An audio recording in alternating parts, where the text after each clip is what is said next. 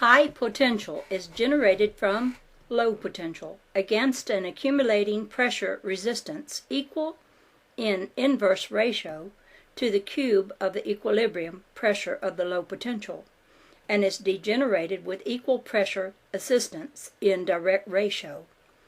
In other words, doubling the power of a given mass means a decrease in volume and speed of rotation as of the cube of that mass in inverse ratio, or an increase in pressure, temperature, and speed of revolution in direct ratio.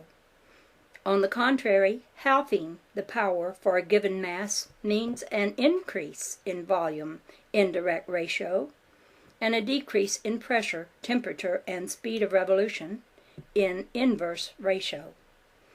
Every wheel in the cosmic clock runs down in the 4 ++ 3 - 2 - 1 minus ratio of the formula of the locked potentials, and is wound up in its 1 + 2 + 3 + 4 + ratio.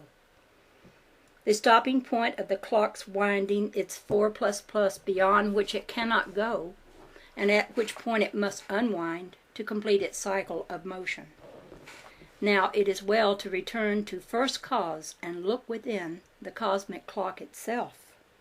Mind is the source of all energy through the dynamic action and reaction of the two opposing pulsations of the process of thinking. All motion begins in the plus, contractive, endothermic impulse of thinking, and ends in the succeeding minus, expansive, exothermic impulse.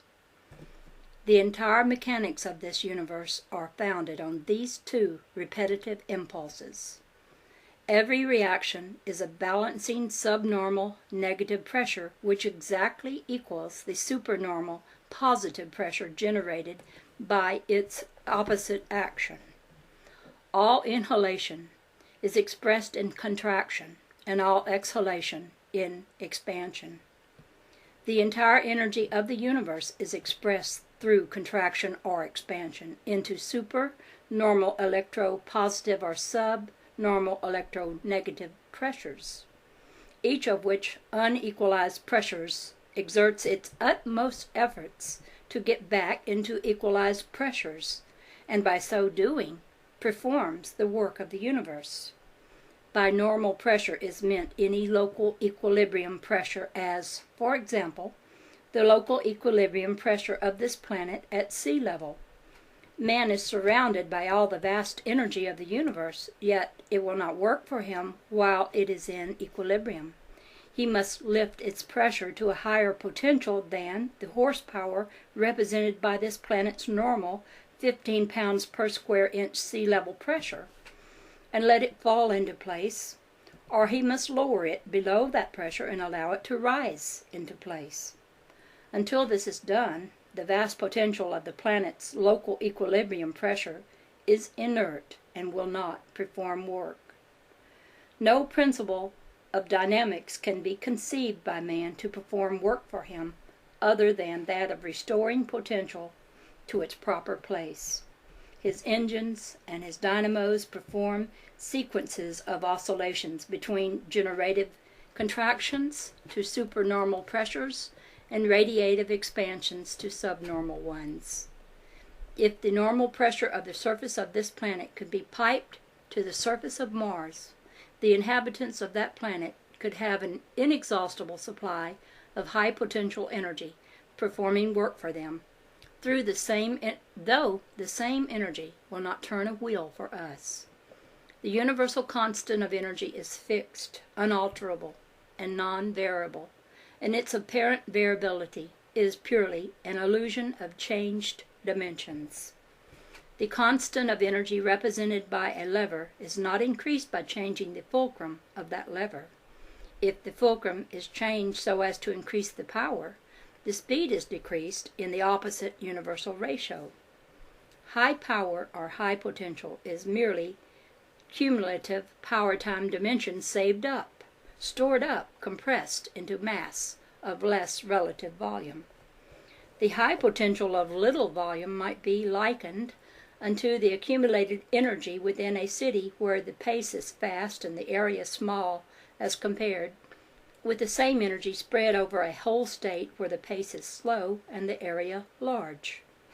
An application of high-pressure brakes against the wheels of speed-time expansion dimension will decelerate it with great resistance and convey it into power-time contraction dimension. The cold of expanded speed-time dimension will also reverse itself when so resisted into the generation of much heat. In any mass, a change in temperature is in inverse ratio to a change in volume. Generated heat energy will lift a lower potential to a higher one.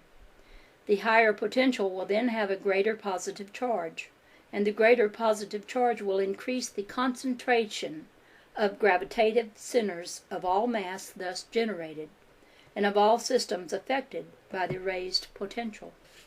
All dimensions will change and all pressure walls will shift to accord with the new conditions of new pressures. And then this new potential, born of changed conditions, will have a different appearance and give different reactions. For this reason it will be called another substance. And so, throughout this universe of the one force, the one substance of mind, man finds many states of motion, of varying pressures and varying potentials, and he counts them all up and names them all as separate substances and various energies. Next chapter is called Electromagnetic Pressures. The construction of the universe is in accordance with Euclid's axioms, theorems, and postulates, is not in accordance with the laws of motion. One of the axioms used by Euclid in proof of other axioms and postulates reads, "Figures may be freely moved in space without change in shape or size." If this is true, the space between the heavenly bodies is a void, a vacuum. If this is true, the theory of a non-resistant, pressureless, uniform ether of space is tenable. If this is true, the heavenly bodies must hold themselves in their relative orbits by their mutual attraction and the impetus of their motion. If, on the contrary, it can be clearly shown that figures cannot be freely moved in space without change of size or shape, then a fundamental axiomatic Euclidean principle is not true. It is herein contended that figures cannot move 1 inch in space without change in shape and size, for this entire universe of motion is one of varying but repetitive pressures. An Euclidean indefinite straight line reaching out to infinity is not possible in this universe of varying pressures. The varying pressures of space are curved. They represent expressions of the energy of motion. All energy of motion expresses itself in waves. All waves are opposed spirals and limited in dimensions. All opposed spiral waves accumulate mass and simultaneously redistribute that accumulation. All accumulated mass is aiming toward gyroscopic perfection of motion and toward perfection of cubic crystallization. All diffusing mass is aiming away from gyroscopic stability and away from the simple cubic crystallization toward amorphous complexity of crystallization.